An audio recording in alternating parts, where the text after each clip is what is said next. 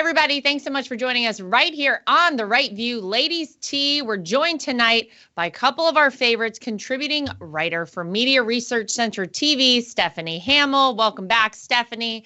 As writer for Daily Caller, Brianna Lyman. Ladies, welcome back. Stephanie, we're just talking about you just having a baby, a 6-month-old baby. And, you bring a new baby into the world and you think, well, my child will hopefully have a better future than I had, although it feels kind of crazy right now, right now in the world as a whole. And unfortunately, on a lot of college campuses, feels pretty bad, especially if you are a person who is of the Jewish faith. We have seen so much anti-Semitism really rampant throughout all of our major universities. And we saw Congresswoman Elise Stefanik, incredible, from New York, calling out a lot of these major institutions. She had quite a back and forth last week, especially with regard to the anti-Semitism. The president, Liz Magill of the University of Pennsylvania, actually ended up resigning after this interaction with Congresswoman Stefanik. Here is essentially, Stephanie, what went down. The Congresswoman said, does calling for the genocide of Jews violate UPenn's code of conduct or constitute bullying or harassment? And to this, Liz Magill, the president of UPenn, responded that it depended upon the context. I imagine that part of the reason that the president of UPenn resigned, this woman, Liz Magill, is because one of their major donors threatened to pull a lot of funding away from the college, from the university. In addition to Liz Magill, the presidents of Harvard and MIT, Claudine Gay, president of Harvard, as well as Sally Kornbluth, the president of MIT, also answering essentially the same way, Stephanie, when questioned about condemnation of any nature of the anti-Semitic rhetoric, the threatening, really awful ways that Jewish students have been treated on these campuses. I don't think it's that hard to condemn this and say that this is a violation of some variety. Every student should feel safe on every college campus, period. Exactly. And what is truly astounding is that Magill, she resigned, but yet she's still a tenured faculty member, right, as in she'll still have interaction with students. So how seriously are they taking this? And I think that having this congressional hearing was brilliant. It really put on display what is going on across many universities in our country. And the answers would have been easy, right? I condemn any sort of hate speech and harassment. I condemn the rhetoric of the genocide of Jews. It's really simple to condemn that. And really, there's no good answer other than saying that you condemn it. So it's truly astounding that it wasn't just her, it was some of the other university representatives who also had the same talking points. And again, it's not like this was a spontaneous interview where somebody caught her off guard. I mean, she knew what she was getting into. She had an opportunity to plan what she was going to say. And so she truly believes this. And so if you think about it, how can any Jewish student on that campus feel comfortable with her in their proximity? I mean, I can't imagine what it would feel like. And we've heard some of these Jewish students come out saying that they feel unsafe on this campus. And we've heard Jewish students in polling done of students across the country who also feel the same way. Yeah, I mean, it's wholly unacceptable. And, there was a moment, Brianna, where I kind of sat back. I rewatched this questioning several times because I was like, let me really wrap my head around exactly what went down. I wanted to see all of it. I didn't want to kind of take a side on things before I fully embraced all of it.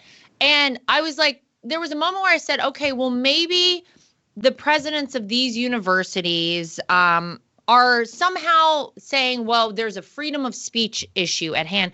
But Stephanie just said it. There is a difference between freedom of speech and hate speech. And there is no way you can look at what has gone on these college campuses and not say this is hate speech. These kids feel threatened on these college campuses. They fear for their lives. Heck, we've seen Jewish teachers. There was one in New York, in Queens, who literally had to run and hide in some sort of a classroom, lock herself in like an office, because she had a whole barrage of students trying to attack her for going to a pro-Israel rally the previous weekend. It's amazing to me, Brianna, because you can use the wrong pronoun and you lose your job, you get fired.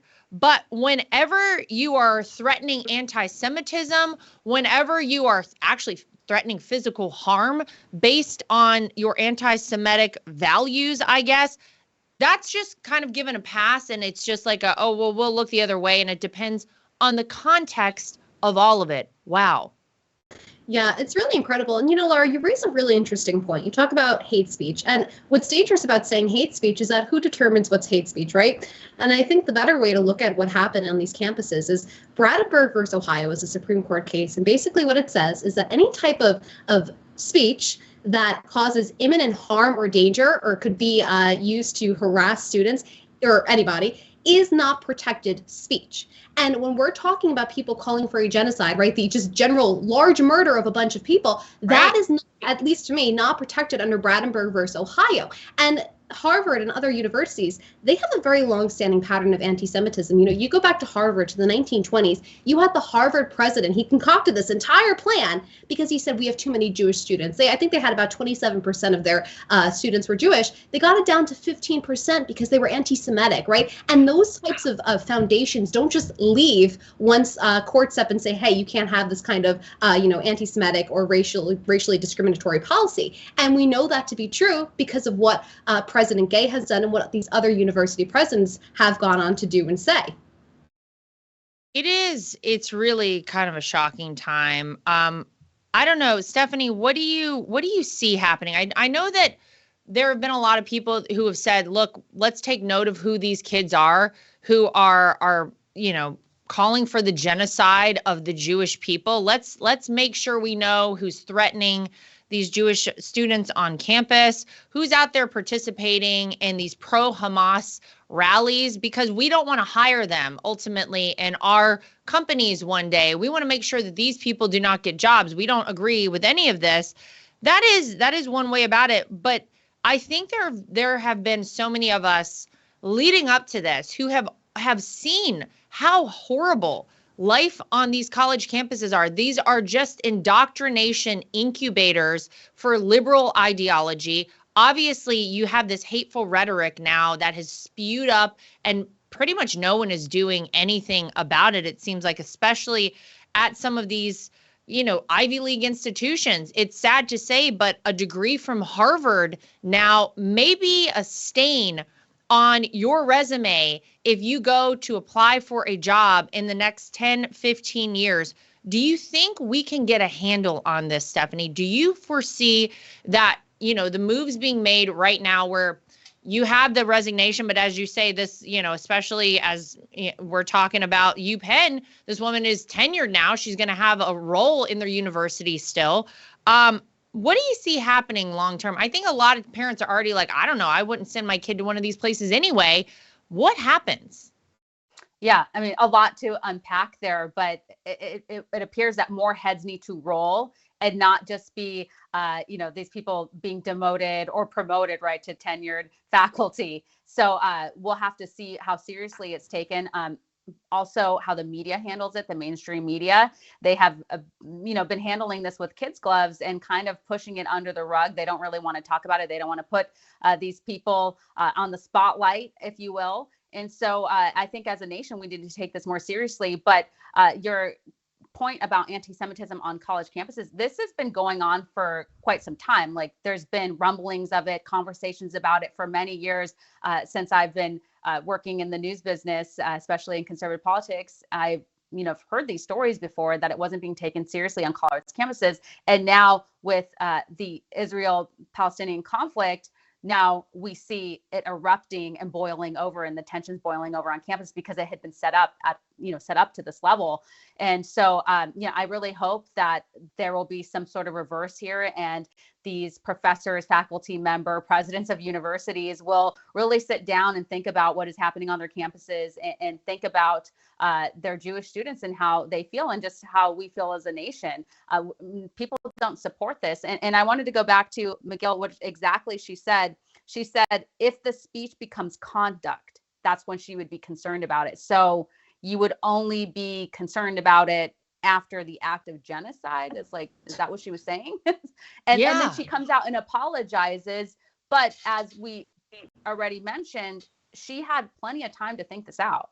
It's not like it was a spontaneous conversation, right, and she mixed up her words. Yeah, and I'm sure that all three of these women must have prepared for this with a body of people, right? They knew that they were going to be spotlighted here. They knew that the pressure was going to be on them. They understand what's at stake right now. I mean, their jobs are on the line for sure, but really the way that people are looking, Brianna, at these universities going forward, it's kind of on the line right now. I mean, if I had a kid who had applied to any of these three schools and had gotten into any of these three schools previously, 10, 15 years ago, you would have celebrated and said, this is fantastic news.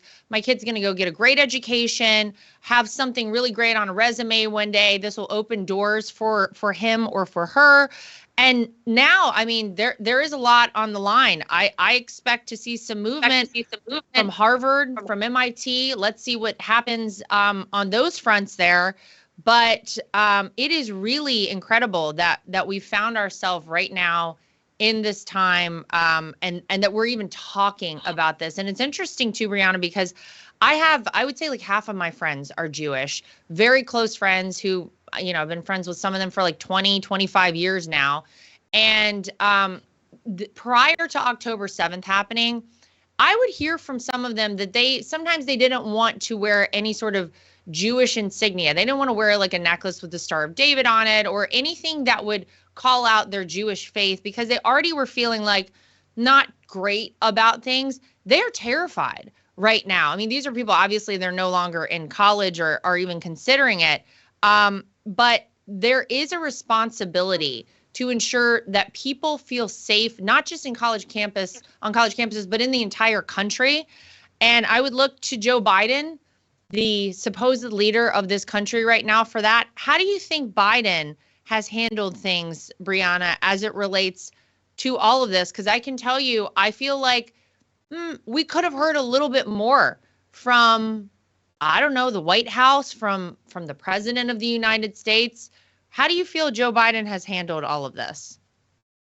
Has he handled it? It's the real question, because we haven't really heard directly from him, right? We got a statement from the White House after these presidents sat down and gave this testimony, and they called it appalling, which is great. It was appalling, and I'm happy that the White House called it out. But it wasn't a statement from the president. It was a statement from the White House, and that's two entirely separate entities, And President Biden, and again, this comes down to the Democrats trying to kind of keep Biden wrapped in bubble wrap ahead of the 2024 election. They're not letting him come out and say anything, even when it comes to this.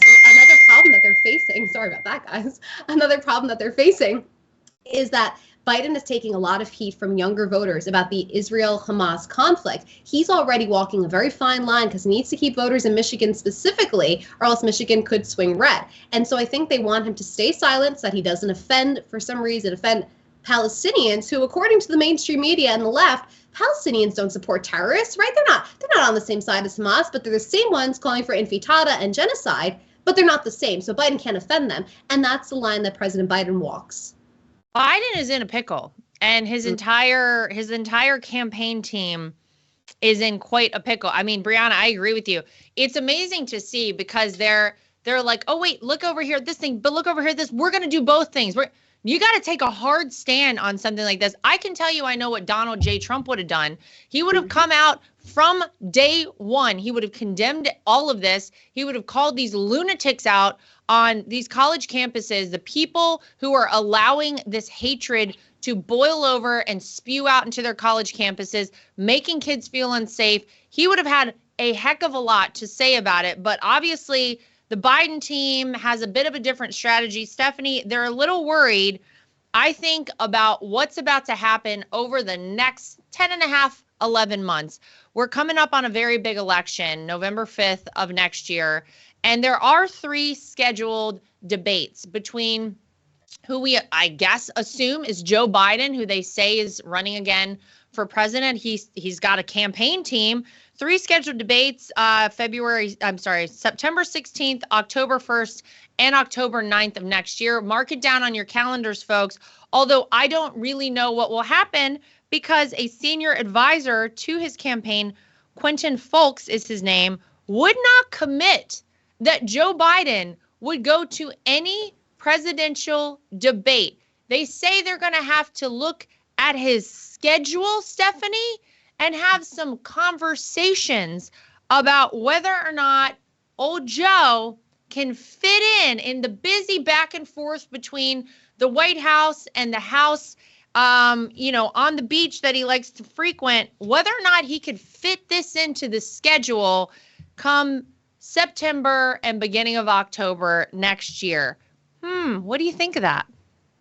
Not surprised, right? This was their strategy during the last election cycle. They wanted to keep him in the basement. That's why everyone was calling him Basement Joe. And if you look at it politically speaking, probably not the best idea to be putting Joe Biden out there because he is a walking gaffe machine. He is constantly saying really ridiculous things. He can hardly even walk without falling over. I mean, he can't get up and down the stairs. I mean, we just see him embarrass himself constantly. So I could see why they don't want to commit right now.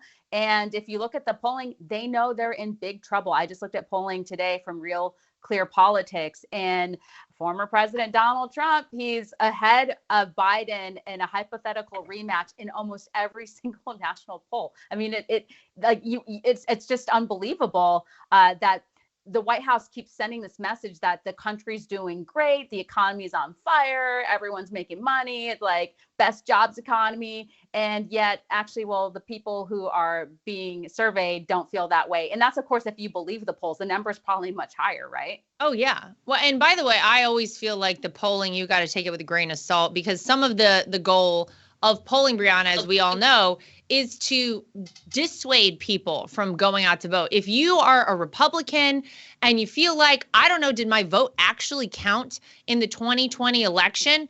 Seems like some funny business went on that, a guy who, as Stephanie just reminded us, campaigned out of his basement, was kind of hidden. No one got to really see him. He was so inspiring that he broke voting records, more votes than Barack Obama. Joe Biden got him because people love this guy. He's fantastic. I think there are a lot of people out there who maybe they think, well, we put up a poll that it's kind of close. They're not going to come out. They're not going to vote. They're going to say, why even waste my time? Why even bother? The interesting thing to me is my father-in-law, who we all assume, I think at this point, to be the Republican nominee, at least that's what it appears will happen, has said he is ready to go debate Joe Biden. Now, obviously, he hasn't participated in any of the primary debates.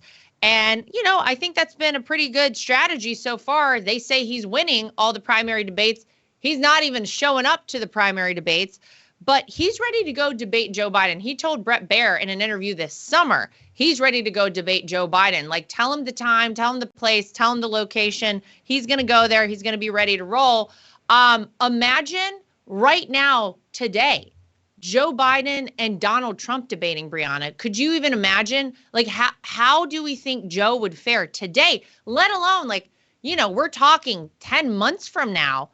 I mean, it seems like the decline is very steep and rapid with Joe. How do you think that would go down if that was a head-to-head between Joe Biden and Donald Trump right now today? I mean, Joe Biden can't even handle a question from the press. The press, who, mind you, is supposed to be apolitical, not be biased, and he can't handle a single question from them. So I think it'd be great if it was broadcast. It'd be great for ratings because Donald Trump would mop the floor with him. But, Stephanie touched on something that's important.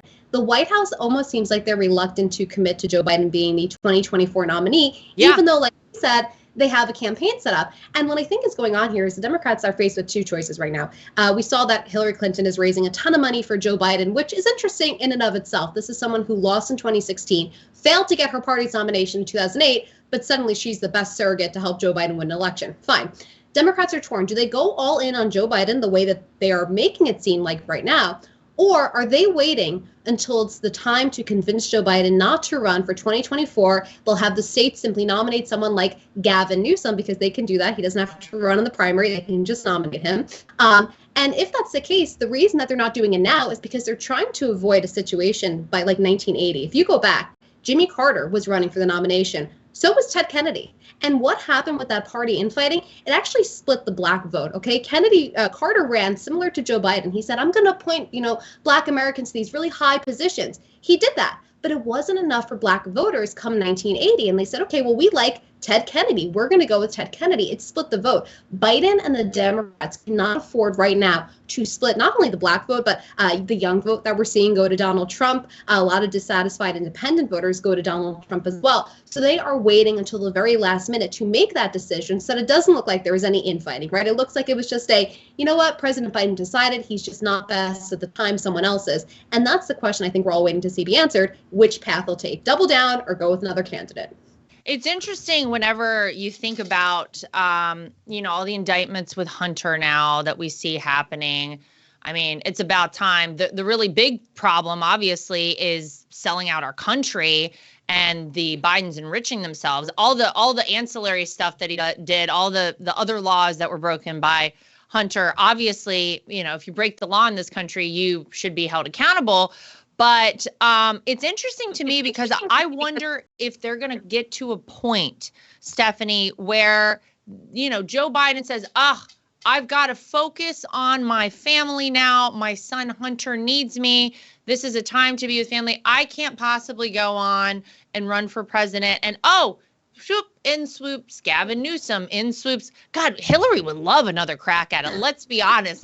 She has been ready her entire life. And one of my favorite things still to this day is the tweet that Hillary put out, or I'm sure her campaign staff put out, when she was running for president that said, "Happy birthday to this future president." And then she lost. Oh my God. Not that it brings me joy.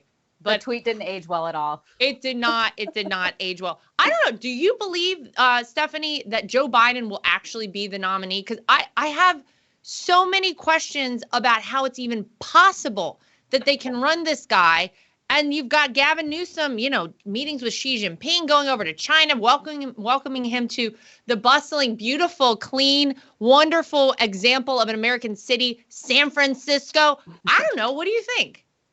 I wish I had a working crystal ball so that I could have all the answers to this, but I honestly have no idea where this is going to go. I mean, it could go so many different ways, but we know that the California governor, Gavin Newsom, is just ready to try to take over, right? I mean, he's making his media rounds. He's really setting everything up. He's bringing his wife out.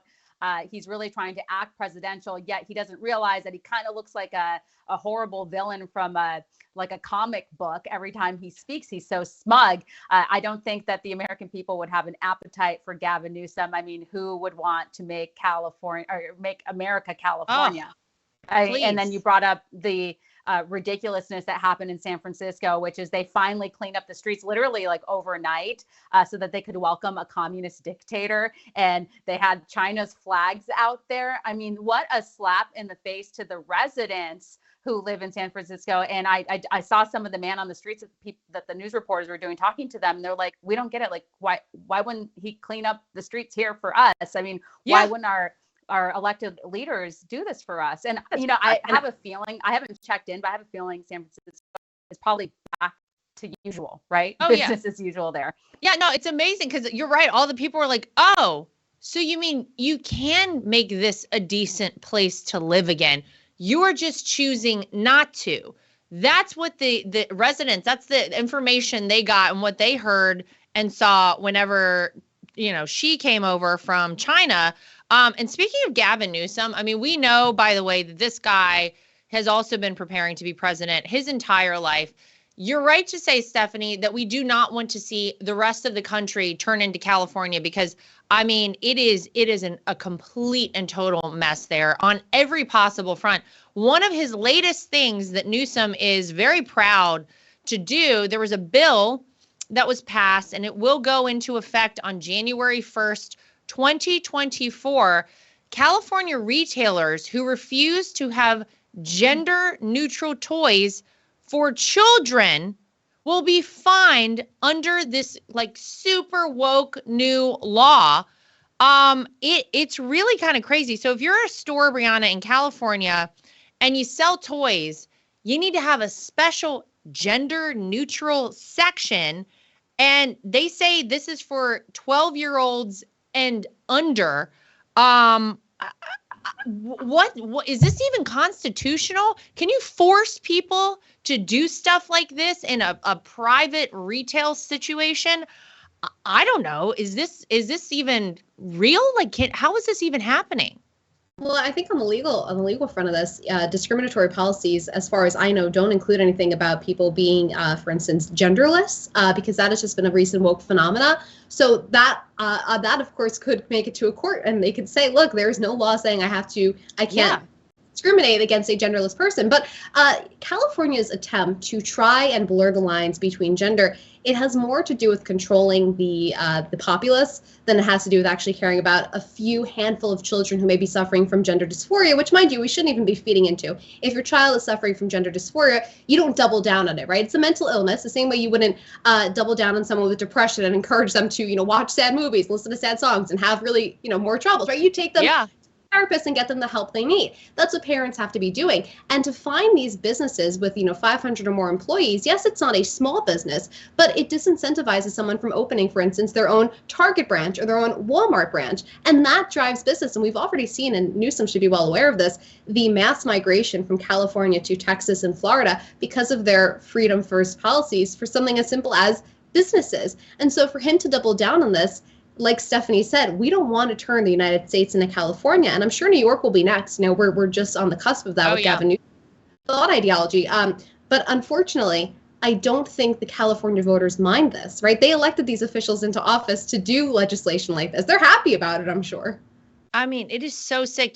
Stephanie, I know that you have a 6-month-old. My kids are 4 and 6, and so I've had my share of time to go to a Target or something like that with these kids. And, they have the toy section, and it's very obvious. You go from water guns and remote control cars to Barbies and My Little Pony area, whatever. And it's just natural. My son is all into staying over there where they got the Legos and the more boy-oriented stuff. And it's not as though I've said, these are the only things you can play with. He just enjoys that stuff. My daughter, on the other hand, is over where they got the little play puppies and kitties and stuff like that, more girl-oriented things. But what happens is whenever we bring this stuff home and it comes to my house, kids play with whatever's around. My daughter will pick up, my son's toys and vice versa. And that's okay. We didn't need to go to a gender neutral section in a toy store for this stuff. It's just so dumb. Whenever, if you go talk to any parent out there, what a waste of energy. And it's just such a virtue signal, it feels like, from Gavin Newsom and from California. Yeah, I mean, that was my first thought, was that the priorities here are mixed up. I mean, a lot of these businesses are dealing with high inflation, which is making their products more expensive for consumers. They're having to deal with crime, taxes, and everything else. So the fact that they're getting an order from the government, or will get an order from the government, that they need to have a gender neutral toy section just seems rather bizarre when there's so many other things going on. As you pointed out, just let kids pick what they want. They don't need a gender neutral section. When I was a kid, I had a episode where I was really into boys' toys. I was a tomboy for a bit. And so my favorite items were, I think my favorite stuffed animal was Gizmo from Gremlins. And I was very interested in the toys that my brother had. So, I didn't need my parents to go to a gender neutral toy section to show me the items that I could get. So again, it's virtue signaling. They want to continue to cram their LGBTQ agenda onto our children's. And so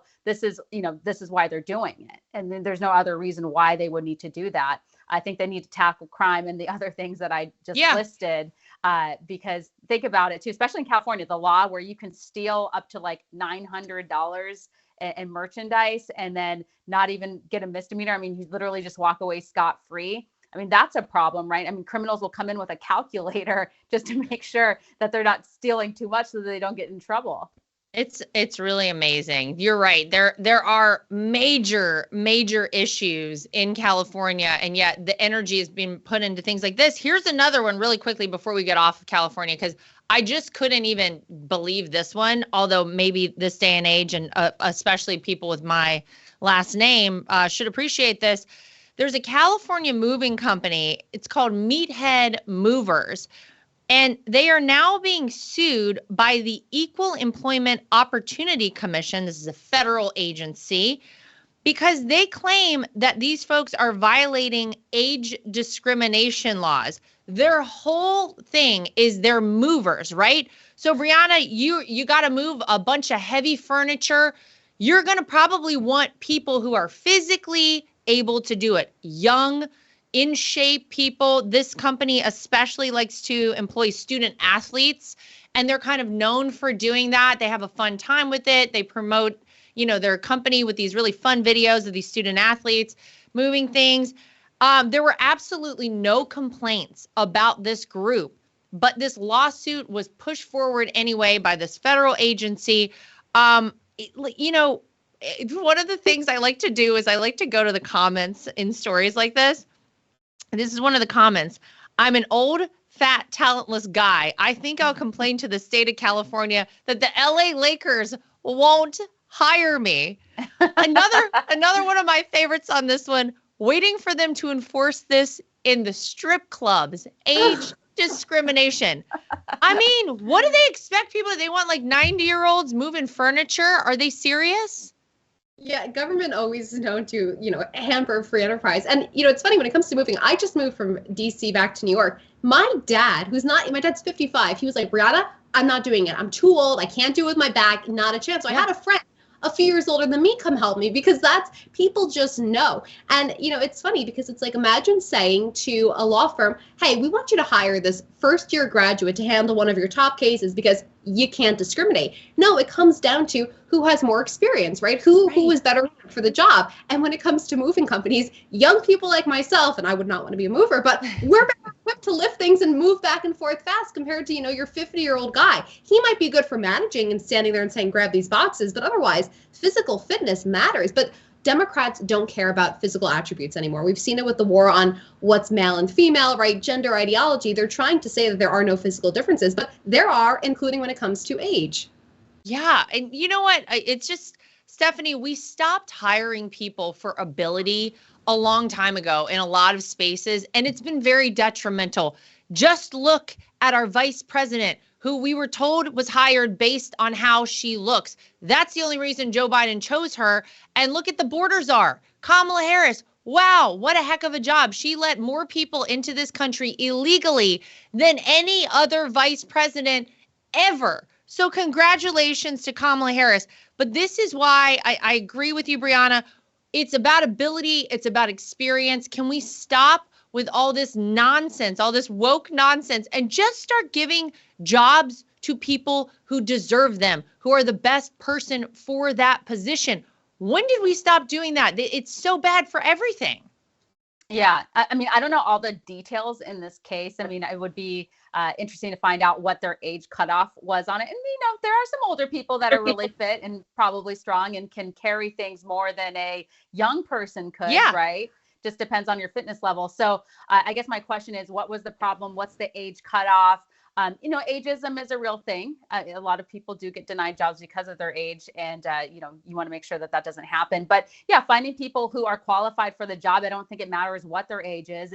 Your strip club example, if there is a very attractive 80-year-old woman or something or man who can generate a crowd, then why not hire them? So I'd like to see more details in this case. And, the Democrats, as you pointed out, the Kamala Harris pick, I mean, that was solely based on her looks. So they completely overlooked other very qualified candidates, which seems like discrimination in itself right there. It's really amazing. Yeah. You may get a crowd at a strip club if you got an 80-year-old lady who can turn it up. I don't know. Or guy for that matter. Not that I would know. I'm just saying, like, that could really be quite the show. There were some other people talking about like Hooters. How have they not been sued? They obviously have. That's their whole thing. It's like young, busty women who are in little shorts and with, their boobs out serving you chicken wings. So, it's interesting. Hunter Biden would probably pay for it at the strip club. Well, we know he has. We know he has. So I'm saying he's not. Doesn't seem to be very picky or particular when it comes to the strip clubs. That's the truth. That's the truth. I believe he took out like $1.5 million from an ATM over a year period or something. Really? What were you doing with all that cash, Hunter? We would like to know. Hundreds of thousands of dollars in adult entertainment is what it's been reported. I mean, that is just insanity. It's amazing. What great respect for the White House. It's just, wow, that's the first family right now. Amazing. Unbelievable. So my husband came in the kitchen the other day, and my kids tend to like to eat rice quite often. I cook a lot of rice at my house. It's a big seller. We do a lot of it, but I'm not making rice every day because anyone who cooks rice knows it takes a long time. It takes like 30 minutes to cook this stuff. So, I make a big batch of it and then we kind of eat it throughout the week, especially my kids. My husband comes in the kitchen the other day. He's like, gotta stop with the rice. We got to cook it and eat it the same day. And I was like, what are you talking about? Like, I'm not doing that. Are you crazy? And he was like, nope, it's going to grow mold spores or something. And I was like, what?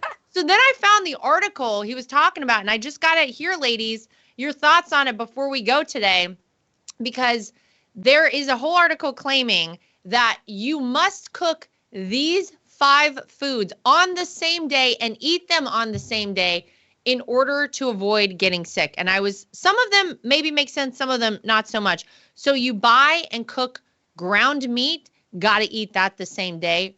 Raw chicken, you cannot keep it apparently in your refrigerator for more than 1 day. Cantaloupe, this one shocked me because they say that once you cut it, it will grow all kinds of really horrible bacteria that will make you sick. Meanwhile, that's the only way I ever get cantaloupe is the pre-cut cantaloupe. They're like, that'll take you out. Cooked rice, as I just said, and hard-boiled eggs that are peeled. Another one that I like to make hard-boiled eggs, peel them, and then they're easy to eat all week. My gosh, Brianna, anything you would abide by? I feel like all of these things I'm pretty much violating on a regular basis. Do you believe any of this? Would you follow this instruction? No, I'm a huge white rice fan with a little bit of butter. Like that is my go-to snack and lunch meal. And I will make, like you said, and leave it for like 3 or 4 days, especially the ground beef thing speaking about. If I cook up taco meat or a stir fry, I am not eating a pound of meat by myself. I use that for like 3 or 4 days. And honestly, I'm going to take my chance. You know what? You guys are going to see in the news, like young girl dies from like bacteria. Ground beef. We hope not. I'm sick to it. Yeah, I don't know. Stephanie, what did you think? I was shocked. And of course, my husband, if he's not around, I might cook some rice and like leave it in the fridge for a day or two. Who's got time to do this? And also, who can afford to do this? To Brianna's point, you go out and you want to buy, a food to cook for like a couple, right? Well, yeah, you buy a pound of meat. I don't know. Are you going to be able to eat all of that in one sitting? Probably not. What did you think of this? Well, I'm like the odd man out here. I've been kind of following these rules, not because I read that article, but my husband is really particular and he hates leftovers. So every single day I'm cooking like a new extravagant meal while trying to like babysit my 6-month-old at the same time. Oh, so it's going really well for you. You have a lot of free time on your hands. No free time. I'm so sleep deprived. But yeah, I kind of agree with the idea of like chicken and stuff. You either need to freeze it or cook it right away. Rice and stuff. I mean, I really wouldn't eat that more than like the day after. So I'm with your husband on that one, Lara. Oh my God. And then I think of the times where I'm like, I'll go in the refrigerator and I look and I'm like, when did I cook that rice? I'm like, I think it's still fine. I'll smell it. I'll like do a little taste. I'm like, it's fine. My God. Like apparently I'm on the verge of killing my entire family. Yeah. Lara, what's going on over there? I'm thinking I even fresh puree my baby's food like at the spot right before I feed him. Like I peel it, puree it. So this is why I don't have any time. This is why you only have one right now. Just you wait.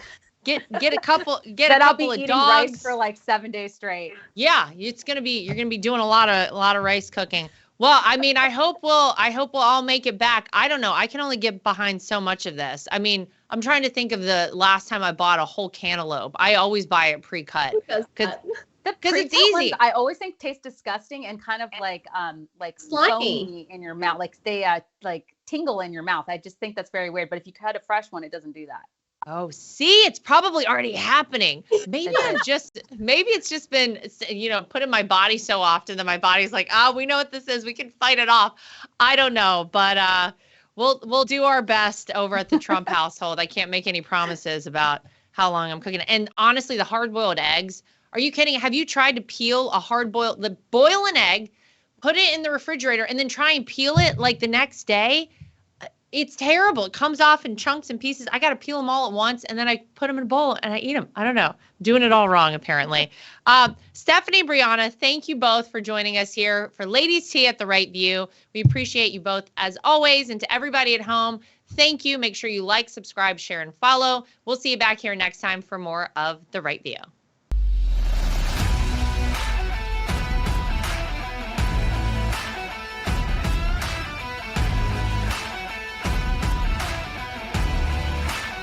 Nothing is worse than being on a phone call that drops. Nothing is worse than trying to text someone and you can't reach them because your phone is out of service range. And nothing is worse than supporting these major corporations and companies who don't support us. That is why I love Patriot Mobile. They are America's only Christian conservative wireless network. They use every cell tower out there available to all networks so that they have the greatest 4G and 5G coverage nationwide, and they support the causes that are important to us as conservatives. If you go today to patriotmobile.com/Lara Trump and use the promo code Trump, you will get free activation today. Again, that is patriotmobile.com/Lara Trump. The promo code is Trump for free activation so that you can get a great cell plan and feel good about doing it. So I'm like a lot of people. I love to wear an Apple Watch, but I hate how it looks. And I scoured the internet to search for the best looking Apple Watch cases I could find, and I found it. goldandcherry.com. They have absolutely beautiful watches, as you can see here.